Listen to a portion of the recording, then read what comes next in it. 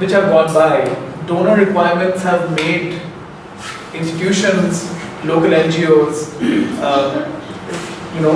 more target-oriented, target-driven, and hence they've become specialized in delivering a particular kind of, impact per se. But very fondly, if I can rewind back to the Priya logs that was conducted in 2012, Dr. Tandon mentions that it is very important for the sector, the organizations leading in the sector, to be flexible.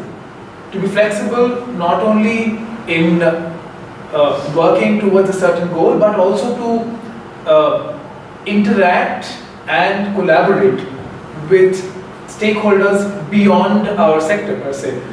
That would include governments, that would include consultants, that would include even the corporate sector, private sector. So, is there a way around this? How do you see it playing out? And in today's day and age, when it is so target driven, can these NGOs be flexible anymore? The Dear Gates Foundation, at least in the U.S., that has become the watchword. I don't see that going away. And I think it's unfortunate because when you're talking about social change and social development, your targets aren't the whole story. And achieving a target is an ephemeral goal because the change needs to continue and needs to grow with changing circumstances. So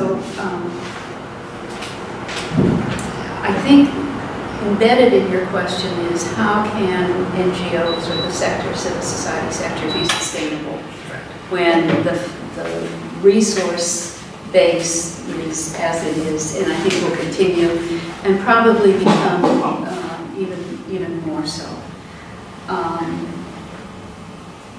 I think there are two things that to me are potential for sustainability. One is, and I don't know how it is here in India, but there is sort of a venture capital notion in the US, not unlike the Silicon Valley, where if you've got a good social entrepreneurial idea, that I think has the potential to help initiate creative, innovative, not necessarily institutions, ideas that may become institutionalized. It has its own quirks and challenges, but at least there are different sources of resource to help people with a social idea get started and to go forward. And again, I don't know how this translates, but when I think about the United States and the social change organizations that have sustained themselves over generations, the Southern Poverty Law Center, the ACLU, legal group, the Girl Scouts, whatever. They've done it because they have a popular base of support. They have individuals who support them. And I think when you're talking about social change, that's the gold standard for are you relevant, are you effective, and are you loved? And so for those NGOs who are looking to do social change, I think that's a path, at least for our experience in the US, for long-term sustainability. That there are people who believe in your mission, who believe you are essential to their society, to my society, and I will stick with you through thick and thin, and when it gets thick, I will stick with you better than when it's, not when it's thin, I'll stick with you better than when it's thick. So fundraising for ACLU, Southern Poverty Law Center, has gone up in the last several years in the United States like crazy because the threats to people's civil liberties, and all of that. So that's my take. And I think if you're providing social services and you're an alternative to the government provision, then you're in a different ballgame, and you have a different set of relationships, and you have a different, basically, business model that you're working from. Both PRIA and IDR share a word in their titles, which is research. And the target of research is new knowledge, not X amount of services delivered. So part of the test for organizations like PRIA and IDR is, are you upending what people think is the right? Are you leading to new perspectives? And for that, it's hard for people to set targets in the sense of X number of services delivered. Because nobody knows what the new knowledge is going to be until somebody starts producing. So just to go back, you raised the issue about multi-sectoral collaboration across business. And one of our early projects with the Synergos Institute and IDR and PRIA was to do a series of case studies of collaboration for development in Asia. And that led to a bunch of case studies of successful cooperation between agencies from different sectors, some of which was not seen as cooperation by the people involved. So for example, in the Philippines, the grassroots groups that were involved in the Manila struggle over how to do redevelopment said, cooperation, are you kidding? That was a war, and we won it. But we ended up publishing a number of papers about the success in trying to get these dissimilar organizations to work together and what it could produce in the way of sustainable change, which was, at the time, a pretty strange conclusion. But 5 years later, USAID asked IDR to write a manual on how to do multi-sectoral collaboration. So all of a sudden, the new knowledge had become a standard, and you've got to go. A number of U.S. NGOs has since said, "God damn it! Why did you come up with that idea? We don't want to do these partnerships." But to go back, I think at least these two organizations were in a business where it's very hard to set firm targets that you know you've produced new knowledge when people look back on it and say, oh yeah, that was an important. Well, what do you mean you wouldn't do intersectoral collaboration to do development? Of course. So, now whether you persuade donors that you are the agency that's going to produce new ideas, that's another challenge. Like you rightly mentioned, you mentioned the Berlin Wall, fall of the Soviet regime, and post that, globalization took an unprecedented scale, and with that, CSOs saw some kind of promotion around the world. And transiting to, let's say, moving to today's day and age, when conservative nationalist views of world leaders are the way, how do you think CSOs can sustain? What is the situation in North America? You briefly mentioned that fundings have gone up for a few, but what is the general situation in North America? I think that in North America we are in the midst of a political dynamic that's also true in lots of other countries, which is the established governing parties and agencies have not done a good job at managing the consequences of globalization. And those consequences have affected a lot of people who don't have the education or the elite position of the people who have been making decisions. And they are outraged at what's happened. And that's made them vulnerable to manipulation by people like Trump. And the same thing is happening in various countries in Europe, I think. And I don't think that problem is going to go away. If anything, the march of automation and artificial intelligence and globalization is going to make it worse in the coming years. And I think we need fundamental reorientation of how societies work and how economies work and how people get to have a tolerable life in these countries. And one response, it seems to me, for civil society is, I think some of the work of inventing that new society could come out of civil society, which is less stuck on making it in the current economic and political system than many government and business organizations are. So the vision to create a different society potentially comes from groups like CREA or alliances of civil society organizations or civicus catalysis of lots of thinking about how do we deal with the declining support for civil society or the increasing centralization of power or the outrageous centralization, concentration of wealth within countries and across countries. So in some ways, we may be, I just read a book that talks about the sort of patterns of dynamics during the 1400s and 1500s that led to the Renaissance and the Reformation.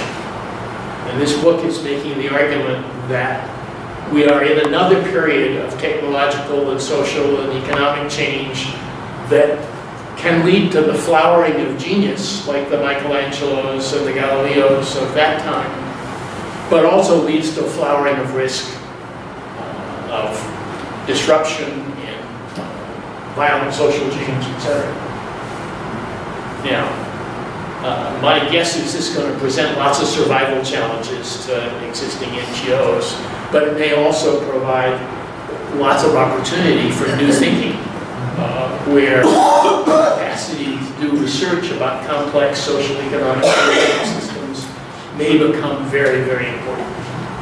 So I think it's tempting as an NGO leader to think about the size of the organization and its growth and its ability to meet targets defined by donors as being success. And I would argue that back in the days when IDR and CREA were trying to develop strategic planning strategies for NGOs, one of the things we talked about was how do you set standards? And we talked about social visions as opposed to profits or size, etc., as being the questions that you need to answer if you want to define what kind of impact you want to have. And I would suggest that today's civil society organizations need to be articulating social visions for what would be a sustainable future for everybody, not just for the elites who now have a lot of control over funding and power and so on. Beats the hell out of me how you're going to do it, but I think it's important to do. When I think about what's happening in the U.S. In particular, we have a situation where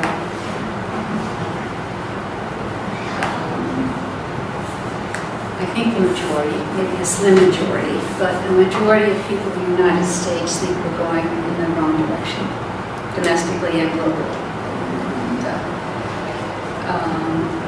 We have a president and administration dedicated to, they call it disrupting, really be destroying the infrastructure that has been developed post-Second World War.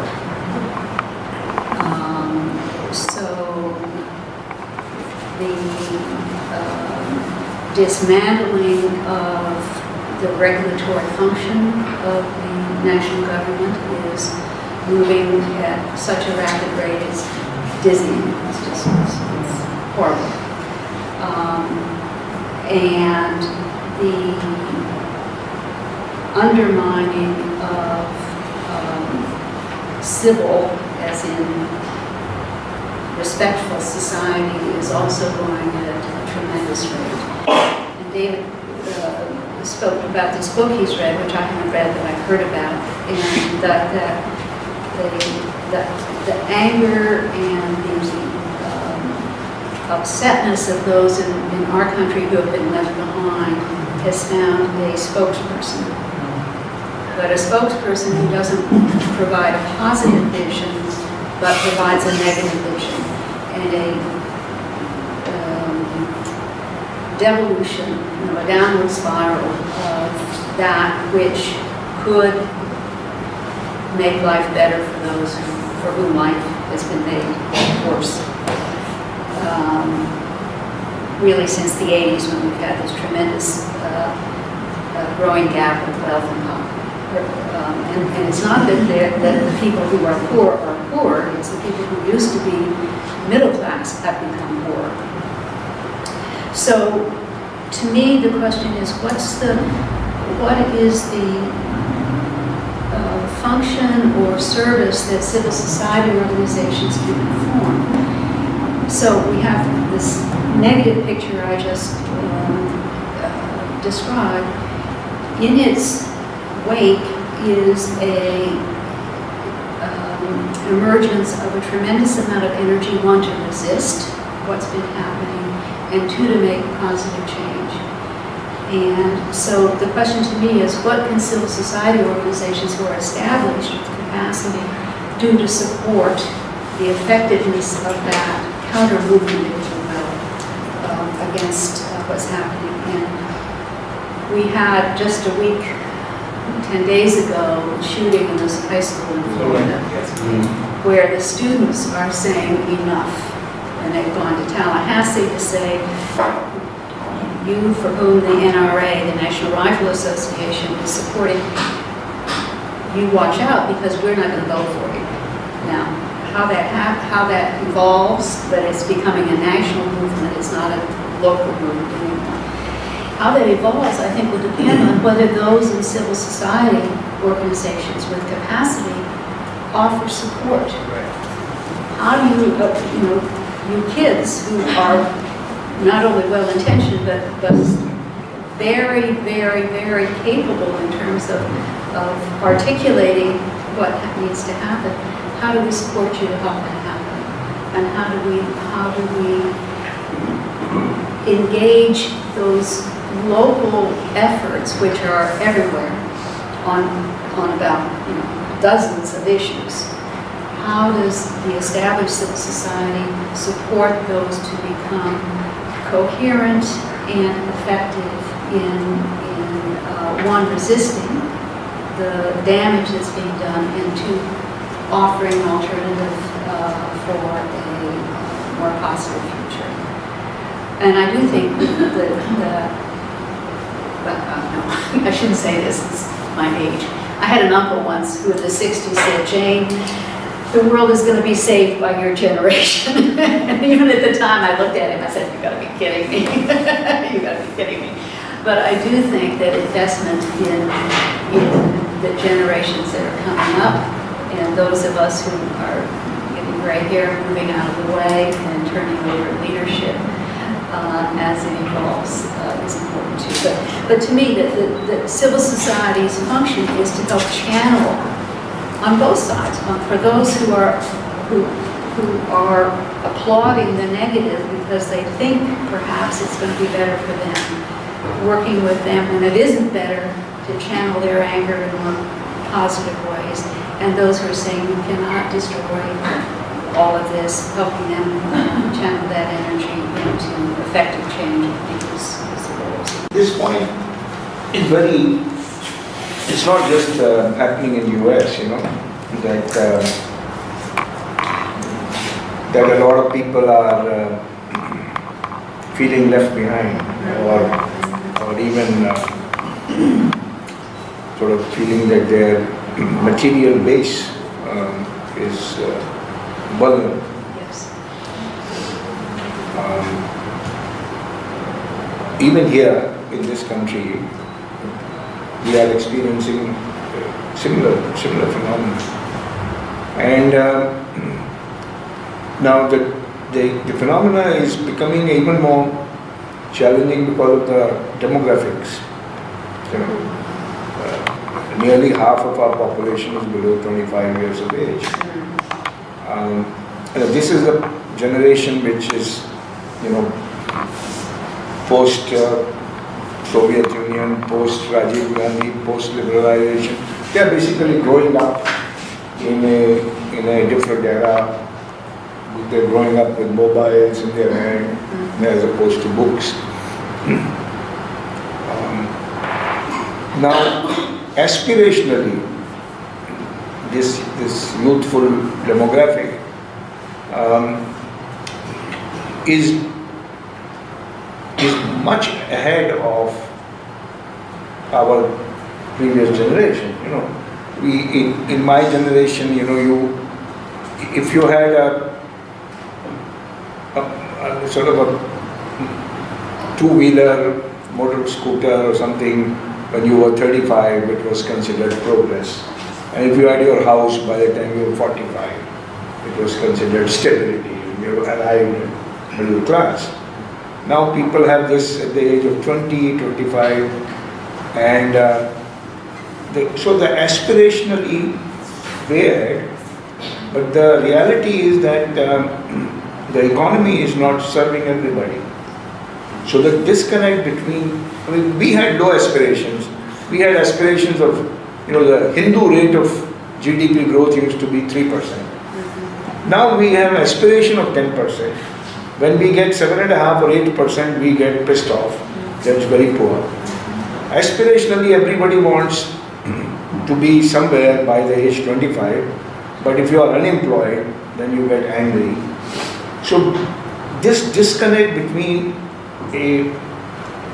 not rising, but I think they have risen already.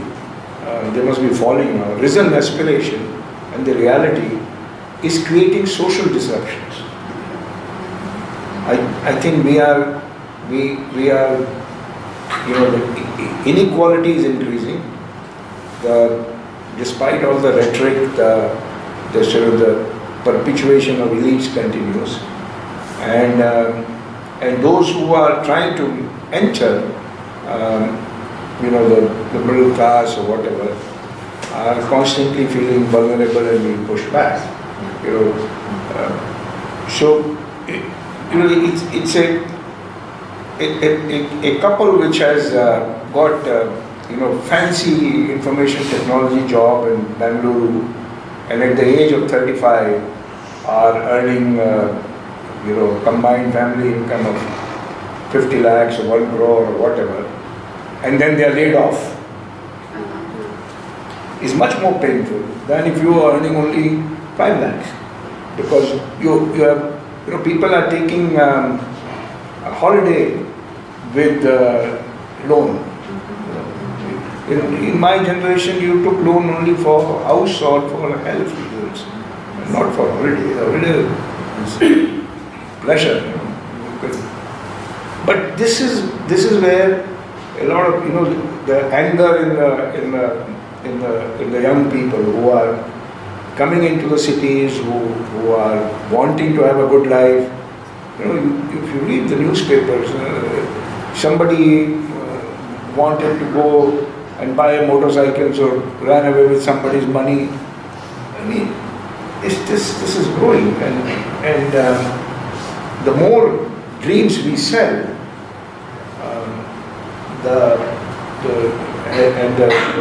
economy is not able to respond to those dreams. The more disconnect between your aspiration and everybody is, we have a phenomena where a lot of young people have taken loan or sold off some land to go to engineering college. You complete your degree and you come out, you don't get a job, you can't pay your EMI, and you're working as a taxi driver, and then you wonder, why the hell did you go to engineering college? If you have to work as a taxi driver, that you could have done after finishing grade 8.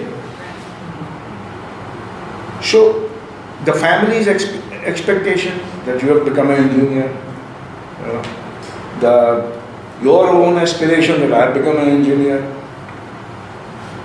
is leading to a more serious disruption. And this is a fertile ground for populism.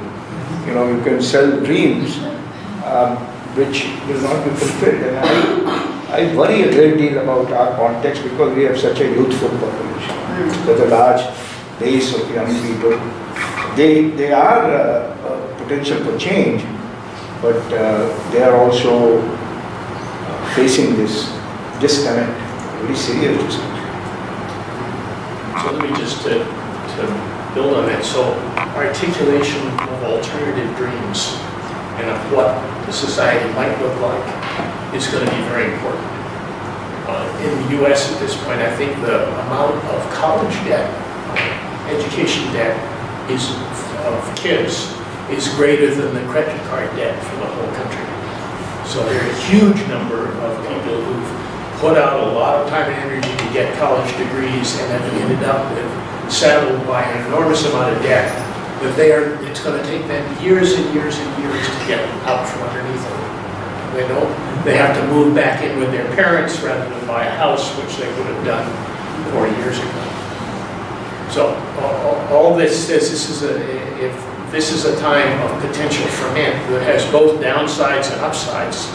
And it seems to me to the extent that civil society organizations can help articulate reasonable upsides and dreams for people to get. We've just had an explosion in the U.S. around the Me Too movement. And a whole lot of powerful men are not powerful anymore because they got clobbered. I think that's an example of how much impact it's possible to have if you're willing to sort of take the risks and articulate the possibilities.